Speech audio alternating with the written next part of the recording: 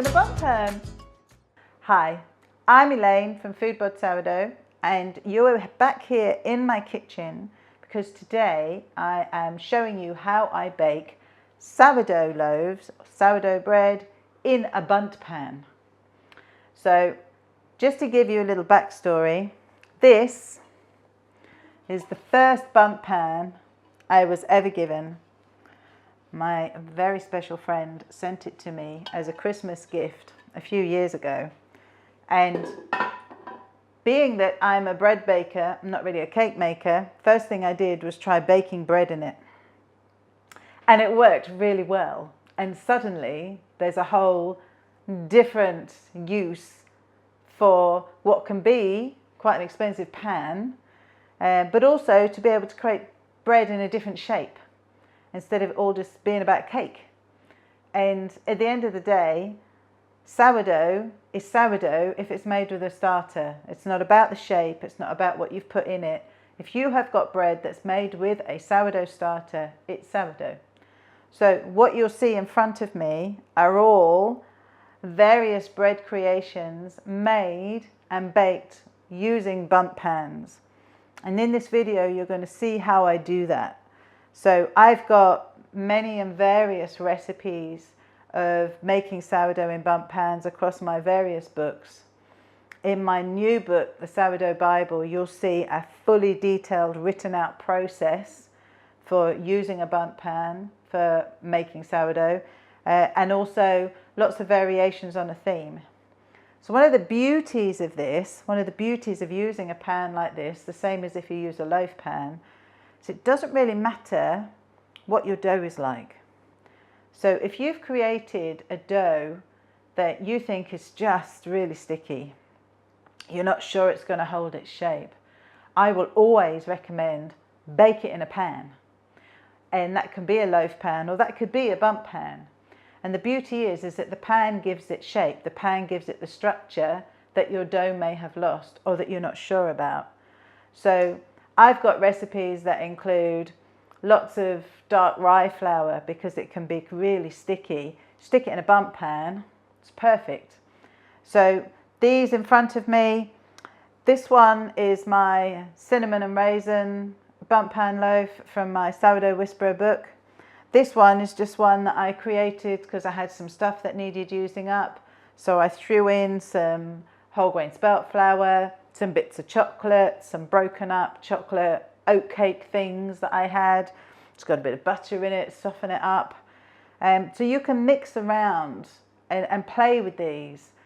And what you'll see through this video is the process that I use to be able to create a flat base on these. So these are all standing perfectly because they've got a nice flat base. And that's achieved because of how I weight the dough into the pan when baking.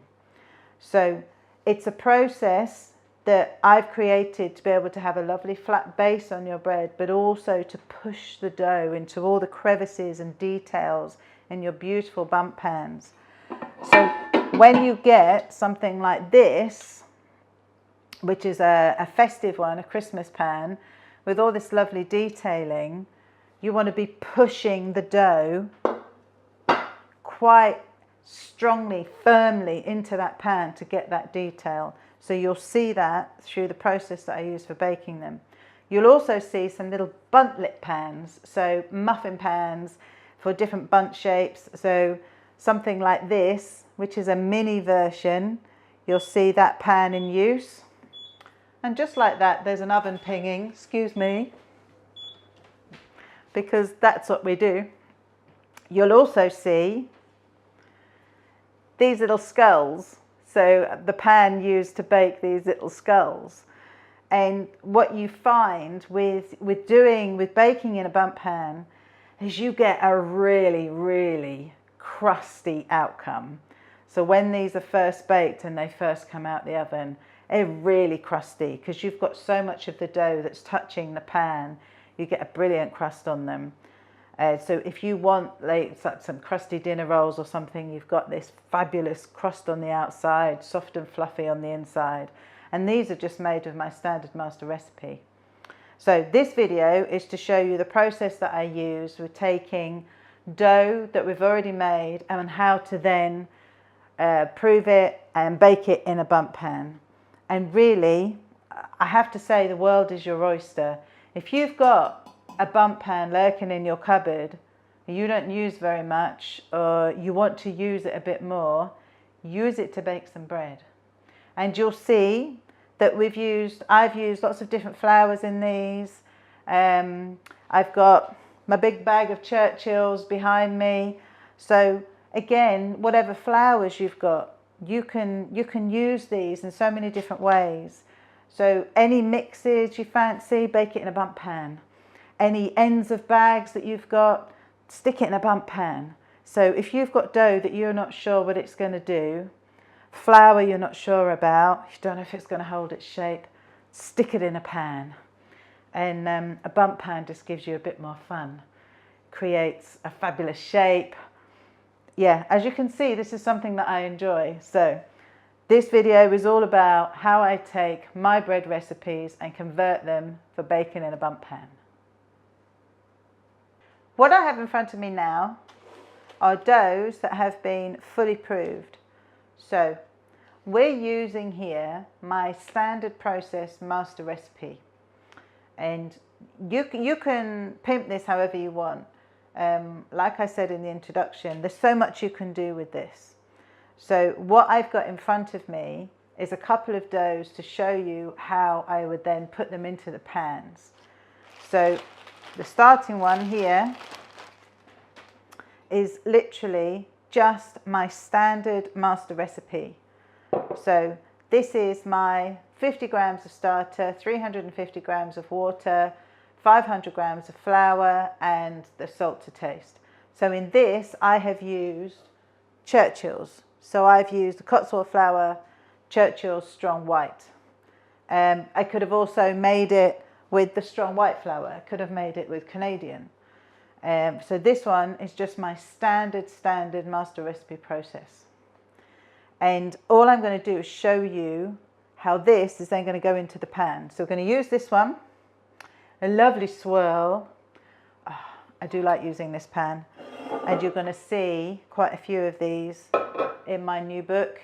So in my book, the Sourdough Bible, I've got the full process written up and lots of different ideas for making loaves in Bundt pans. So for this dough to go into this pan, this is what I do. So exactly as I would normally do to pull dough together to go into a banneton, pick it up and pull it into a nice ball. You don't need to worry too much about how firmly you do this, because like I said, the Bundt pan is the thing that creates the shape. But we're doing this as much to make it easy to pick up. So we've got a nice ball of dough here. What I'm going to do is stick my fingers in the middle of it, and basically I want to create a large bagel or donut. It's going to create a nice hole in the middle, which is going to go over the stem of your Bundt pan. And don't worry if it's a bit uneven. You can push it around. You can do what you like with it, because this is the joy of baking in a Bundt pan. It's going to even it out for you anyway. So that's one way of doing it, is to just pull it together, pull it into a ball, stick your fingers in the middle, pull the hole in out from the middle and stick it over the stem of your pan. It's really good fun. Especially if you feel like you should be really gentle with your dough and it scares you. Do it. It's brilliant. So what we're going to do with the other dough, just going to use this one, this lovely braided pan. And I must thank Nordic Ware again for all these fabulous pans. I'm going to take this dough. So this is a dough that I pretty much just threw together yesterday as something savoury, because I've done a lot of sweet things. So this has got a portion of whole grain or wholemeal spelt flour, a portion of dark rye flour, and the rest made up with all-purpose flour. So I've used some of the bags of flour you can see behind me. And then I've thrown in a bit of za'atar, which is a Mediterranean herb and spice mix. I've thrown in some dried barberries, which look a bit like tiny dried cranberries, but they've got they're tartar, they're a different kind of flavour. And I've added a bit of olive oil just for the fun of it. Now with this, what I want to show you is you could do exactly the same as we've just done. You can pull it into your big donut, or if you've got a dough like this and maybe you used even more spelt flour or more rye flour and it's really sticky, you could literally just pick up chunks of it, drop it in the pan. Literally just fill your pan by pulling chunks of it together. And again, this is going to feel alien. It's going to go against everything you think, which is why James is looking at me funny. But you can just literally pull it together and dollop it in your pan. So at the moment it looks like nothing, but we're just going to keep going and put it all in, and as it proves, again, it's going to fill the space. As it bakes, it will fill the space and it will make the shape for you. So this is why I say, if you've got doughs that you're not too sure how they're going to perform, stick them in a pan, whether it's a loaf pan, a Bundt pan, a muffin pan. They are the things that will give your dough shape if you think it's not going to have enough strength for it to hold its own shape when you turn it out. So we've now got a lovely set of dough in there. So as you can see, it's quite roughly done. And one of the beauties of doing this is if you've ever made a monkey bread, you can do that kind of thing. So you could easily be picking up handfuls and dollops of dough, dropping it in and putting some other things in. So I could have plonked some olives in there in between this. If you were doing something that was a sweeter one, you could be putting in handfuls of dough, dropping in some berries, dropping in some chocolate chips, another bit of dough, and you can just build it up because your Bundt pan is going to give it the shape that you want at the end of the day. So that's a different way of doing it. So let me just clean my hands and I'll show you what we do with the smaller pan. So now that those doughs are in their pans, we're going to put shower caps back over them and put them to one side so they can prove again. Of course, what I forgot to say was that I have greased these pans beforehand. A lot of the pans will be non-stick, and you can go through the process of trying to trust that, or give them a spray with a very light oil or a cake release spray, which is what I'd done with mine beforehand. If you're doing something that's a sweet dough, you could always butter it, but you know your pans, so do whatever you need to for your pans would be my suggestion. So let's move those to the side. And then what I want to show you is, so this is the little mini version of the bigger braided, gold braided pan that I've just used. So when it comes to using these little ones, definitely make sure that you oil it or do something with it. And they take a very small amount. So what I've discovered with mine is that they need 45 grams of dough in them. So I'm going to fill every single one, but just to show you the starting process. So the dough that I've got here is made with my enriched dough. So what we're going to do basically is create some little brioche rolls, because this is a version, it's my sourdough version of brioche. So I've got the scales in front of me and I'm just going to pull off some dough. We've got, here we go, 45 grams. Stick them into the little holes. And with this, again, if you wanted to, you could be maybe rolling this little bit of dough in some seeds if you wanted to. You could be adding some extra things to it if you wanted to. The world is your oyster really with these. And just squish them into the wells of your muffin pan, because again, when we weight it down and bake it, you're going to get the nice little flat surface. Do you know what? I didn't weigh that one, did I? You're going to get the nice little flat surface. And look at that, it was pretty much almost there.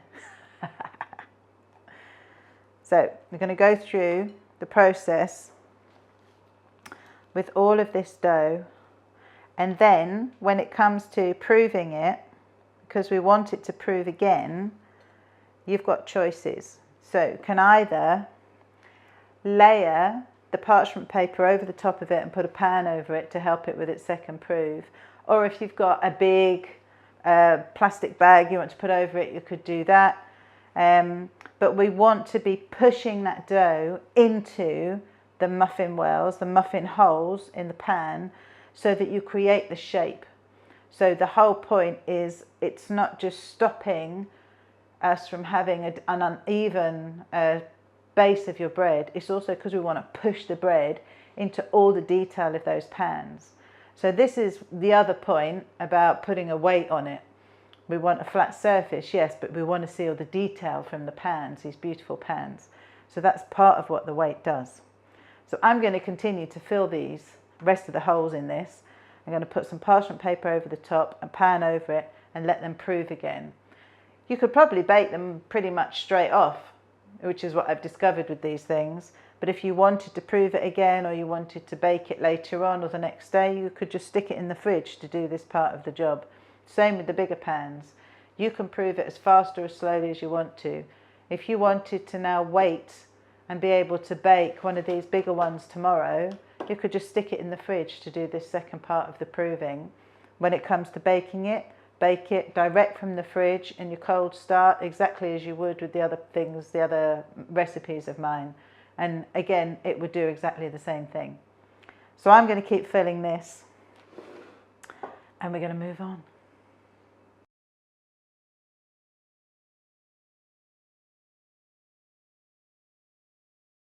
I'm going to leave that now so that this pan has just got those 9 things, those 9, you know, what do you call them, muffin slots filled, to show you the skull pan. So the skull buns rolls that you saw at the beginning of the film, this is the pan that they were made in. This is very cool. And as you might notice behind me, we are shooting this in October. We are coming up to Halloween. So this is very cool for Halloween. But also what you'll see in the next section is you'll see another Bundt pan, another muffin tray that I used to show how I bake in these pans. So just to make it clear, so I'm not confusing people too much, because I don't have 2 of everything. So you'll see how these are baked. The process that I use in the next step will be exactly the same. So the Bundt pan or the muffin pan that I'm using in the next step, I'm using exactly the same size of dough in these. So for these and the pan I use in the next part of the video, for those I fill them with 100 grams of dough because they're slightly bigger. So we've only got a little bit of dough left here just to show you. Same process, just going to drop 100 grams of the dough into this one, and exactly the same into the pan that I use in the next clip. Look at that, pretty much exactly. There was 200 grams left. And again, we'll leave that to prove, and we'll bake them in the same way as we do, as you'll see coming up. So in this little mini Bundtlet pan, it's 45 grams of dough. In the slightly bigger ones, it's 100 grams of dough.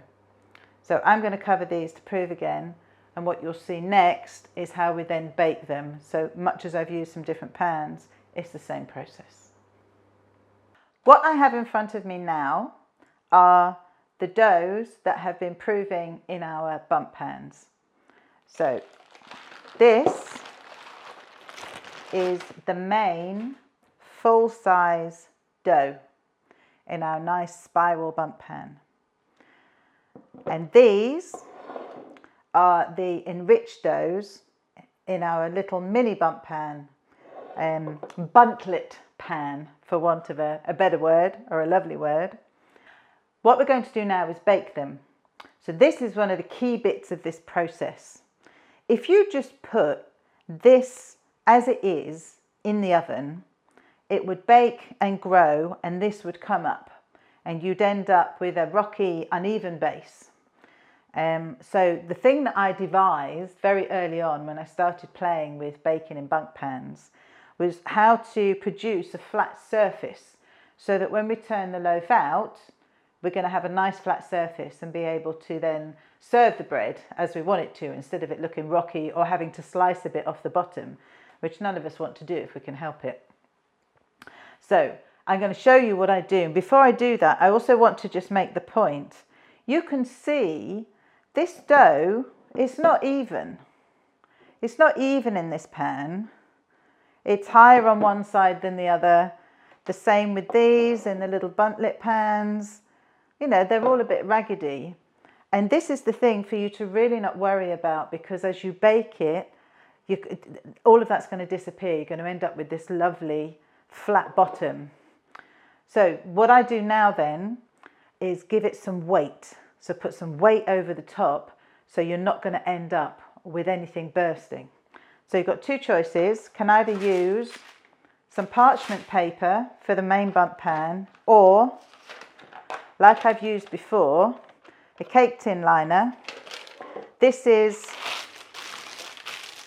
siliconized paper for this cake tin liner. I'm just going to open it out and put it over the top. So if we start with this one, we've got a liner. I'm going to put a baking tray over the top of that, and then you can either fill it with, these are ceramic baking beads, the kind of thing that you tend to get for baking blind baking pastry. If you don't have any of them, just use a heavy pan. So something that I often do is sit my clay baker on the top, because this is a heavy pan, a heavy pot, this baker, and this will help to weight down your tray. So if you didn't put any weight on it, the dough is strong enough that it would just grow up and push the pan off, and you'll still get that uneven surface. So if you've got something heavy like this, it's going to help keep it weighted. So this is the idea behind it. And because the clay baker is all going to go into the cold oven, doing what I always do, baking from a cold start, so you don't need to worry about the clay baker. So if you've got one of these and you tend to soak it before using it or anything like that, don't need to do any of that, because when you're starting and baking from a cold start, you warm the clay up at the same time as everything else so it doesn't crack. So this is a really good way of doing it. Got to be careful when you take it out, because of course it's very hot. It's going to go in at 160 degrees centigrade fan, or 325 degrees Fahrenheit. So that's a fan assisted oven or convection, or it's 180 degrees centigrade, 350 degrees Fahrenheit in a conventional oven, so without a fan. And that will then go in from cold for an hour. And it sounds like a long time, but you've got a low heat, you've got a lot for it to cook through, and it works. So trust me on that one. I'm just going to put this one in the oven, and then I'll show you what we do with the Buntlet pan. So the joy of using a cold oven, you don't need to worry about having to handle this into the oven. Just going to lift the whole thing, and it can be quite heavy, into the oven, turning the oven on up to its 160. I'm going to put the time on for an hour. Now it can be between 50 and 60 minutes typically. If you've got a lot of extras in your dough, if you've filled it with a lot of extras, you definitely need that time. You need to be able to cook it all the way through. You may even decide when you take it out you want to give it a bit longer, but we'll come on to that one. So we're going to do the same thing with your little Bundt pan. So with this one, we're going to put some baking parchment paper over the top. It's paper I've used before because I recycle them all. We're going to put our tray over the top of that. And this bit gets a bit noisy. We're going to tip in the baking beads so that that's going to weight it down, and then that's going to go into the other oven because I have the two to bake this one, so exactly the same temperature, but with this one we'll just do it for 30 minutes. So let's put that one in.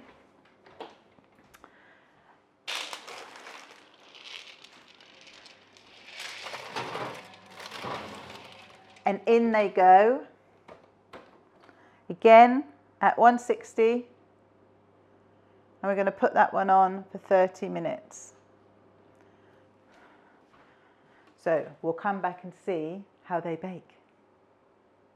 The oven has just beeped, so we're going to take out the mini Bundts and then we'll bring out the bigger one.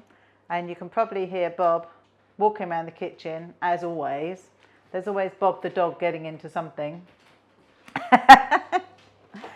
So we're going to take these ones out first.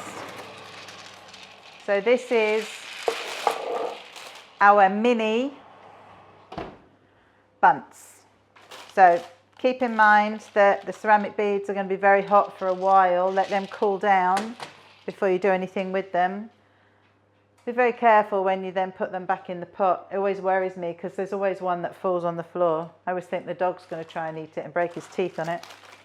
And here we go. Here is our little Bundt rolls with their flat surface, and will be very easy to lift them out. Look at that.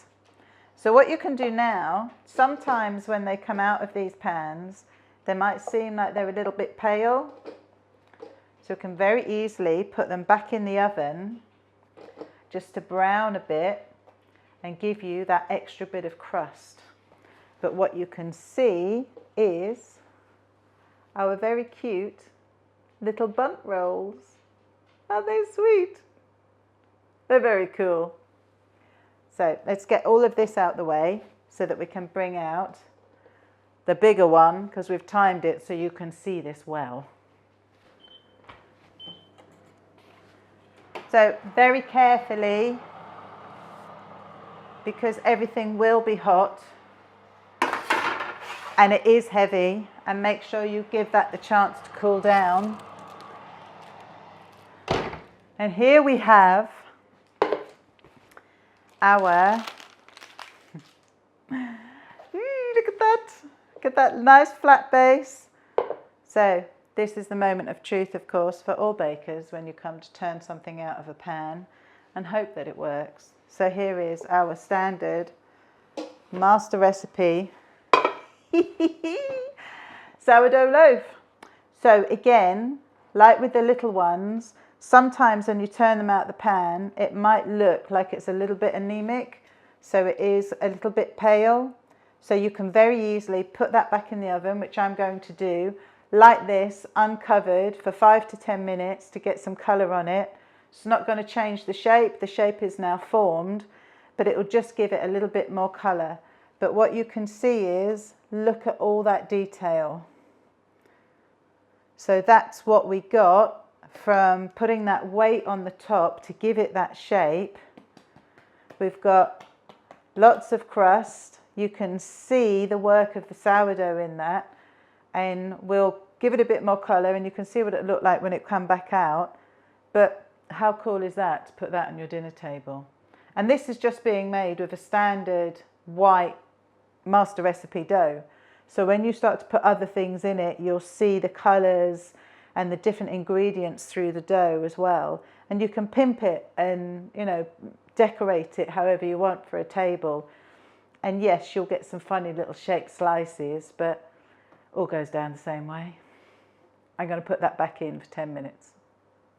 So here we are. I put these back in the oven briefly, just so we have an extra bit of colour on. And you can see we now have some nice colour on our loaf and on our little minis. and lots and lots of crust. So I'm going to see if this is cool enough to be able to hold and break this for you. These are beautifully crusty.